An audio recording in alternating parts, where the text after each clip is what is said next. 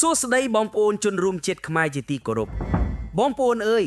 ថ្ងៃនេះសូមអញ្ជើញបងប្អូនទាញកៅអីអង្គុយឲ្យជាប់រៀបចំទឹកតែកាហ្វេឲ្យហើយព្រោះថាខ្ញុំនឹងធ្វើការវះកាត់ការពិតដ៏កក្រើកខណៈដែលប្រទេសជិតខាងយើងកំពុងតែធ្លាក់ចូលក្នុងគ្រោះកាយផ្ទួនក្នុងពេលតែមួយទាំងភ្លើងឆេះទីក្រុងភ្លើងឆេះព្រៃសេដ្ឋកិច្ចជញ្ជាក់ឈាមនិងសាកសពពលករហោះឆ្លងទ្វីបរាជរដ្ឋាភិបាលកម្ពុជាយើងបែរជាកំពុងបញ្ចេញមហាយុទ្ធសាស្ត្រការទូតដ៏កំពូលទះកំភ្លៀងកងទ័ពថៃកណ្ដាលមុខធ្វើឲ្យពួកគេភ័យស្លន់ស្លោរត់អបកុងតឺន័រទាំងបាក់មុខគ្មានអន្តរជាតិតើមានរឿងអាចកំបាំងអ្វីខ្លះនៅពីក្រោយព្រឹត្តិការណ៍ប្រវត្តិសាស្ត្រនេះតោះទៅវះកាត់ការពិតដល់ឆ្អឹងជាមួយខៀងបាទឥឡូវនេះបងប្អូនជាទីគោរពរឿងរ៉ាវដ៏កំសត់បានផ្ដើមឡើងនៅពេលដែលកណ្ដាលមឈររបស់ពលករថៃឈ្មោះឆៃវ៉ាត់អាយុ33ឆ្នាំត្រូវបានយន្តហោះជើងហោះហើរ LY-093 ដឹកត្រឡប់ពីប្រទេសអ៊ីស្រាអែលមកដល់មាតុភូមិវិញកាលពីថ្ងៃទី27ខែមិនិនាឆ្នាំ2026បុរសកំសត់រូបនេះបានលាប្រពន្ធលាម្ដាយទៅខំប្រឹងរកលុយនៅទីក្រុង Tel Aviv តែចុងក្រោយត្រូវបាត់បង់ជីវិតយ៉ាងអណោចអធិមកណ្ដាលភ្លើងសង្គ្រាមបងប្អូនសាកគិតមើលចុះហេតុអ្វីបានជាប្រជាពលរដ្ឋថៃរហូតដល់ទៅ65,000នាក់សុខចិត្តយកជីវិតទៅផ្ញើលើគំនរក្របបែកនៅក្រៅប្រទេសចម្លើយគឺមានតែមួយគត់ដោយសារតែសេដ្ឋកិច្ចក្នុងស្រុកធ្លាក់ដុនដាបអ្វីដែលធ្វើឲ្យមហាជនក្តៅក្រហាយស្ទើរតែផ្ទុះបាតុកម្មនោះគឺត្រឹមតែមួយពព្រិចភ្នែករដ្ឋាភិបាលថៃបានលួចប្រកាសឡើងថ្លៃប្រេងរហូតដល់ទៅ6បាតក្នុង1លីត្រប្រមាណ$0.17ទាំងកណ្ដាលអាត្រិតព្រឹកឡើងប្រជាជនបើកភ្នែកមកត្រូវបង្ខំចិត្តចាក់ប្រេងថ្លៃកប់ពពកធ្វើឲ្យទំនិញឡើងថ្លៃគ្រប់មុខវឹកវរពេញប្រទេសដើម្បីបិទបាំងកំហឹងប្រជាជនលោកនាយករដ្ឋមន្ត្រីអនុធីនបានរៀបចំឆាកល្ខោនសន្និសីទកាសែត Meet the Press ធ្វើជាឆ្លើយសំណួររោគដំណោះស្រាយតែធៀបពិតលោកបានដើរចេញមកយ៉ាងរំភើយឡើងជិះឡានអគ្គិសនី EV ម៉ាក BYD ថ្មីស្រឡាំងរបស់ខ្លួនរួចអួតប្រាប់ប្រជាជនក្រីក្រយ៉ាងត្រជាក់ចិត្តថាបងប្អូនគួរតែងាកមកជិះឡានអគ្គិសនីទៅដើម្បីសន្សំលុយបងប្អូនអើយសម្ដីព្រឺងើយកន្តាយនេះបានធ្វើឲ្យប្រជាជនថៃផ្ទុះកំហឹងចេះឈួលព្រមទាំងចេញមុខប្រតិកម្មវាយបុកវិនយ៉ាងចាស់ដៃថាជំនួសឲ្យការប្រាប់ប្រជាជនឲ្យបដូររថយន្តពួកយើងសុខចិត្តនាំគ្នាបដូរនាយករដ្ឋមន្ត្រីចេញវិនទៅជារឿងល្អជាងរឿងរ៉ាវសេដ្ឋកិច្ចប្រេងឡើងថ្លៃមិនទាន់បានស្ងប់ស្ងាត់បាត់កម្ដៅផងបងប្អូនអើយស្រមោលអន្តការនៃគ្រោះកាចបានបន្តរាតត្បាតវាយប្រហារប្រទេសជិតខាងយើងផ្ទួន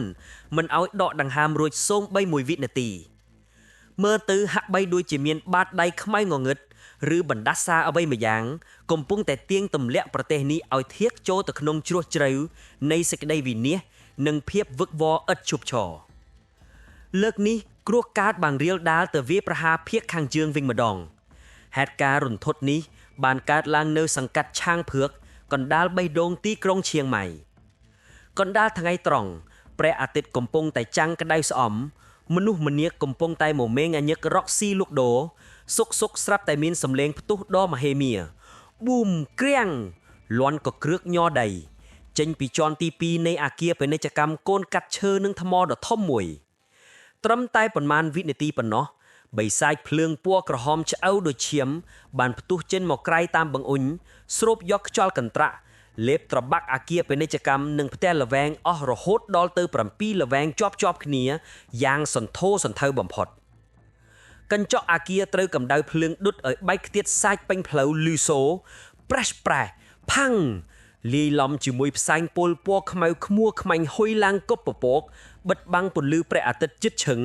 ធ្វើឲ្យទីក្រុងប្លាយជាងងឹតស្លុបគួរឲ្យព្រឺសម្បុរ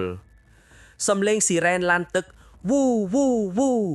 វឺវឺវឺបានបន្លឺឡើងខ្វែងដៃខ្វែងជើងពេញទីក្រុងប្រជែងគ្នាជាមួយសម្រែកយំទួនសោកនិងសម្រែកជួយផងប្រជាពលរដ្ឋភ័យស្លន់ស្លោដល់កម្រិតកំពូលរត់បាតជើងសព្រាកវឹកវរពេញដងផ្លូវអ្នកខ្លះប្រថុយជីវិតរត់ចូលទៅកកាយទាញយកបានតែភួយមួយនិងខោអាវ2-3កំភ្លេមកកចោលតាមចិញ្ចើមផ្លូវហើយដួលអង្គុយអបក្បាលជង្គង់ត្រហួយយំសម្លឹងមើលផ្ទះហាងលក់ដូរនិងទ្រព្យសម្បត្តិដែលខ្លួនខំបង្ហូរញើសឈាមរកជាង10ទៅ20ឆ្នាំ ត្រូវភ្លើងឆេះរលាយคล้ายជាផេះទាំងទឹកភ្នែករហាមលោកស៊ុំឆៃអាយុ52ឆ្នាំជាម្ចាស់ហាងលក់អីវ៉ាន់ដែលត្រូវភ្លើងឆេះអស់បានរៀបរាប់ទាំងសម្លេងញ័រទៅត្រើតនិងទឹកមុខស្លេកស្លាំងថាខ្ញុំមិនដែលឃើញអ្វីដែលគួរឲ្យខ្លាចបែបនេះទេខ្ញុំកំពុងតែលក់ស្រាប់តែឮសំឡេងផ្ទុះប៊ូមក៏ក្រឹកដីផ្សែងខ្មៅហុយចូលមកភ្លាមសឹងតែដកដង្ហែវមិនរួចខ្ញុំទាញបានតែប្រពន្ធនិងកូនរត់ចេញមកក្រៅទាំងសន្លន់ស្លោរបស់របរញើសឈាមដែលខ្ញុំខំរក20ឆ្នាំមកនេះត្រូវភ្លើងឆេះរលាយខ្ទេចអស់ត្រឹមតែ10នាទីអស់ហើយខ្ញុំលែងសល់អ្វីទៀតហើយចំណែកឯអ្នកស្រីម៉ានុយដែលរស់នៅផ្ទះក្បែរនោះបានឈរអបកូនស្រីទូចទាំងទឹកភ្នែករហាមស្រែកទូចសោកថាមិនពិតទេខ្ញុំមិនជឿថាផ្ទះខ្ញុំត្រូវឆេះអស់ទេខ្ញុំមិនដឹងថាត្រូវរស់នៅយ៉ាងម៉េចទៀតទេបងប្អូនអើយខោអាវសំបីតែមួយកំ pl េក៏ខ្ញុំទាញមុខមិនតាន់ដែរភ្លើងវាកាចសាហាវណាស់ហាក់ដូចជាចង់លេបត្របាក់ពួកយើងទាំងរស់បងប្អូនមើលតាមរូបភាពទាំងនេះទៅមើលទិដ្ឋភាពគឺរន្ធត់និងគួរឲ្យខ្លោចចិត្តជាទីបំផុតកងកម្លាំងបន្លត់អគ្គីភ័យរាប់សិបនាក់ត្រូវប្រថុយជីវិតសម្រុកចូលទៅប្រយុទ្ធជាមួយបិសាចភឿងកងកម្លាំងត្រូវឡើងចន្ទាដៃទៅលើដំបូលដើម្បីបាញ់ទឹកផ្ដាច់រងើកភ្លើងដែលកំពុងតែឆេះលេបត្របាក់ឈើស្ងួតផ្សែងសត្រឡោមហុយចេញមកក្រាស់ខ្មឹកសឹងតែមើលមិនឃើញមនុស្សពួកគេត្រូវពាក់បំពង់អុកស៊ីសែនដើម្បីសម្រុកចូលទៅក្នុងគំនរផេះដើម្បីជួយសង្គ្រោះបងប្អូនក្រឡេកមើលទៅខាងក្នុងអគារវិញខ្មៅងងឹតស្លុបសល់តែគ្រោងឆ្អឹងដែកនិងឈើដែលឆែកខ្លោចមើលលែងយល់អគារពាណិជ្ជកម្មកូនកាត់ឈើនិងថ្មដែលធ្លាប់តែឈរត្រដែតពេលនេះប្រែជាទីរហោស្ថានកណ្ដាលក្រុងក្រោយពេលដែលកងកម្លាំងបន្លត់អគ្គីភ័យបាញ់ទឹកទាល់តែរលត់អស់សល់តែគំនរផេះនិងគ្រោងឆ្អឹងដែលខ្មៅក្រៀមក្រំទៅហើយនោះស្រាប់តែគេឃើញលោកអាសូនីអភិបាលក្រុងឈៀងម៉ៃទើបតែធ្វើដំណើរចុះមកដល់កន្លែងកើតហេតុគាត់បានដើរចូលមកពិនិត្យមើលនិងចង្អុលបង្ហាញទីតាំងដែលរលាយខ្ទេចខ្ទីអស់នោះតែទោះជាថ្នាក់ដឹកនាំចុះមកដល់ពេលនេះក៏មិនអាចជួយស្រោចស្រង់អ្វីបានទៀតដែរព្រោះទ្រព្យសម្បត្តិរាប់លានបាតត្រូវបានបិសាចភ្លើងឆាបយកទៅបាត់អស់ទៅហើយប្រជាជនបានត្រឹមតែឈរសម្លឹងមើលគំនរផែកទាំងភាពភ័យខ្លាចតើគ្រោះកាចអ្វីទើបតែវាយបហាពួកគេហេតុអ្វីបានជាមហន្តរាយមកលងបន្លាចប្រទេសនេះផ្ទួនគ្នាបែបនេះភាពវឹកវរនិងការតក់ស្លុតនេះបានធ្វើឲ្យប្រជាពលរដ្ឋទូទាំងប្រទេសថៃកាន់តែមានអារម្មណ៍ថាសុវត្ថិភាពរបស់ពួកគេកំពុងតែរអិលធាក់ចុះជាលំដាប់ហាក់ដូចជាកំពុងឈានចូលទៅរកយុគសម័យងងឹតមួយដែលមិនអាចទាយទុកជាមុនបានបងប្អូនគិតថាបិសាចភ្លើងវាយប្រហារត្រឹមខេត្តភៀសខាងជើងហើយសាច់រឿងដ៏រន្ធត់នេះនឹងត្រូវបញ្ចប់ត្រឹមនឹងមែនទេវាមិនទាន់ចប់ឡើយបងប្អូនអើយប្រទេសនេះហាក់បីដូចជាកំពុងត្រូវបណ្ដាសាធ្លាក់ចូលទៅក្នុងរង្វង់ក្រចកជើងនៃសេចក្តីវិនាសស្រមោលអន្តការនៃគ្រូកាតនេះហាក់ដូចជាមានភ្នែកមានវិញ្ញាណវាបានហោះរំលងឆ្ងាយរាប់ពាន់គីឡូម៉ែត្រចុះទៅវាយប្រហារបន្តដល់ខេត្តទេសចរលំដាប់ពិភពលោកនៅភាគខាងត្បូងឯណោះគឺខេត្តភូកែតបងប្អូនសាកបិទភ្នែកឲ្យស្រមៃទៅដល់ឈុតឆាករន្ធត់បន្តទៀតនេះតើមើលវេលាម៉ោង 13:30 នាទីរសៀលកណ្ដាលថ្ងៃត្រង់កម្ដៅព្រះអាទិត្យកំពុងតែចាំងក្ដៅភ្ញៀវទេសចរចម្រុះជាតិសាសន៍និងប្រជាពលរដ្ឋក្នុងតំបន់កំពុងតែដើរហូរហែតាមដងផ្លូវយ៉ាងអ៊ូអររីករាយនឹងទិដ្ឋភាពទីក្រុងសុកស្រាប់តែមានសំឡេងផ្ទុះលាន់ឡើងកង់រំពងមេឃដីប្រាំងដួងចេញពីអគារពាណិជ្ជកម្មដ៏ធំមួយកន្លែងដែលស្ថិតនៅគៀកនឹងវត្តខូសិតវិហារត្រឹមតែមួយប៉ព្រិចភ្នែកប៉ុណ្ណោះអណ្ដាតភ្លើងដ៏កាយសាហាវពណ៌ក្រហមឆ្អៅបានបាញ់ចេញមកក្រៅតាមចន្លោះទ្វារនិងបង្អួចលេបត្របាក់ជាន់ខាងក្រោមនៃអគារយ៉ាងសន្ធោសន្ធៅបំផាត់កញ្ចក់អគារបែកខ្ទាតសាច់ស្របពេលដែលផ្សែងពុលពណ៌ខ្មៅក្រាស់ខ្មឹកបានហុយខ្មួលខ្មាញ់ឡើងកប់ពពកបិទបាំងផ្ទៃមេឃទីក្រុងភូកែតជិតឈឹងប្រែក្លាយតំបន់ទេសចរដ៏ស្រស់ស្អាតទៅជាទីលានអ្នករក់លោកីភ្លាមប្រជាពលរដ្ឋនិងភ្ញៀវទេសចរនាំគ្នាភ័យស្លន់ស្លោដល់កម្រិតកំពូលរត់ចែកជើងគ្នាមិនទាន់អ្នកបើកបរជាន់ហ្វ្រាំងម៉ូតូឡានអូសកង់កគេឥតនឹងថ្នល់លន់សូងឺតបង្កជាការកកស្ទះនិងភាពវឹកវរពេញដងផ្លូវ គ្រប់គ្នាភ័យរន្ធត់រត់ឆោឡោរកកន្លែងសុវត្ថិភាពសំឡេងស្រែកយំនិងសំឡេងហៅរកគ្នាបានបន្លឺឡើងខ្វែងខ្វាត់ប៉ុន្តែអ្វីដែលធ្វើឲ្យអ្នកឃើញហេតុការណ៍រឹតតែស្រក់ទឹកភ្នែកនិងសង្វេគជាទីបំផុតនោះគឺក្នុងគំនរភ្លើងដ៏កាចសាហាវដែលកំពុងតែឆាបឆេកយ៉ាងសន្ធោសន្ធៅនោះមានលោកតាចំណាស់ម្នាក់អាយុ70ឆ្នាំកំពុងតែជួបគាំងនៅខាងក្នុងដោយសារតែវ័យជរាកម្លាំងខ្សោយ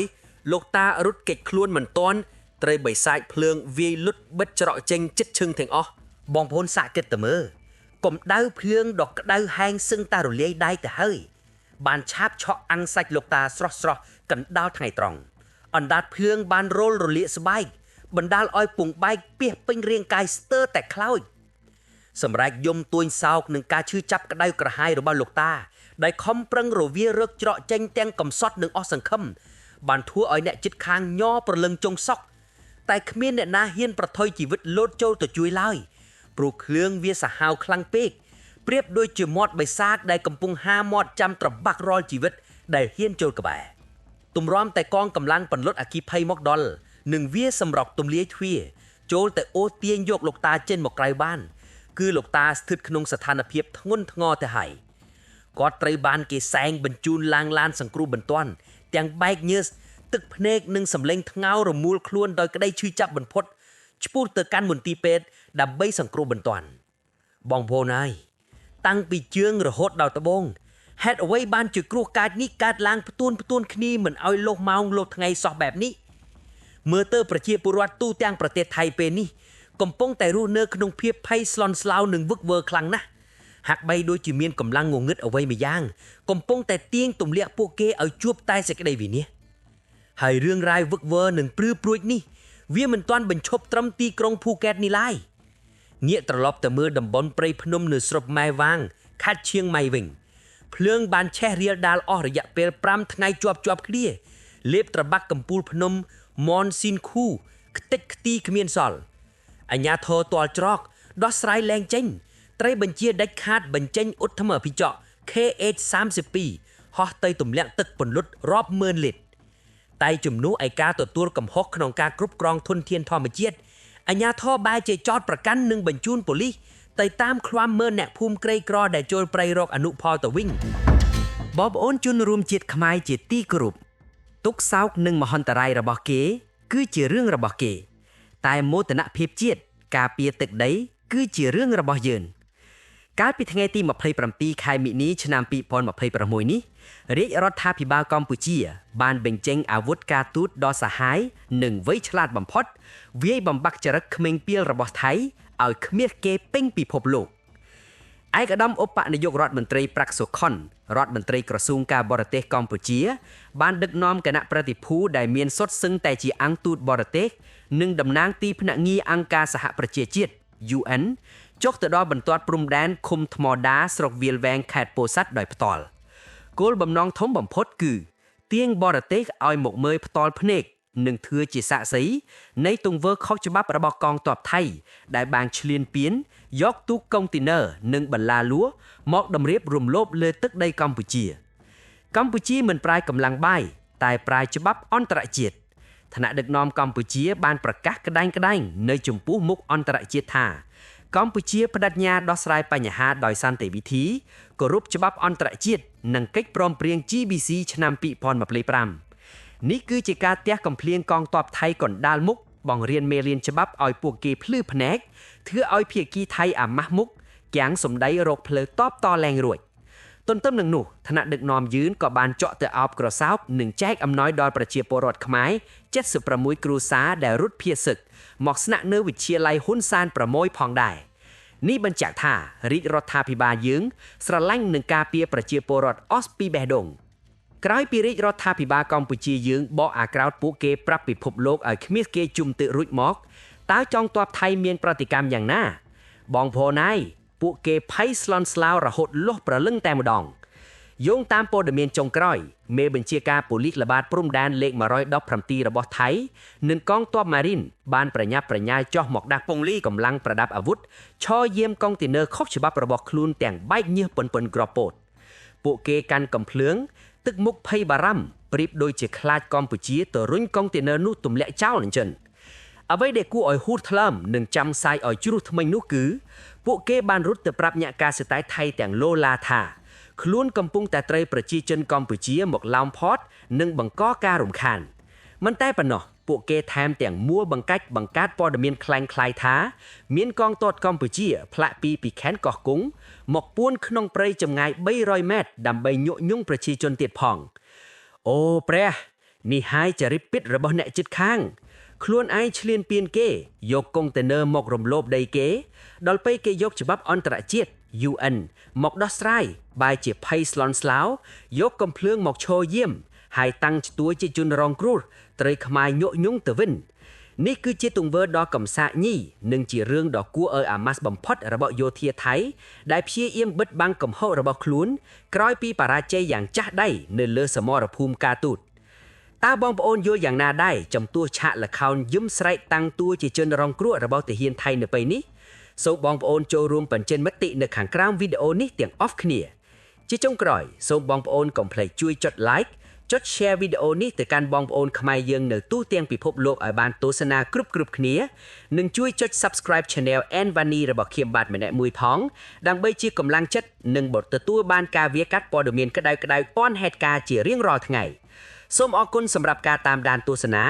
សូមគោរពលា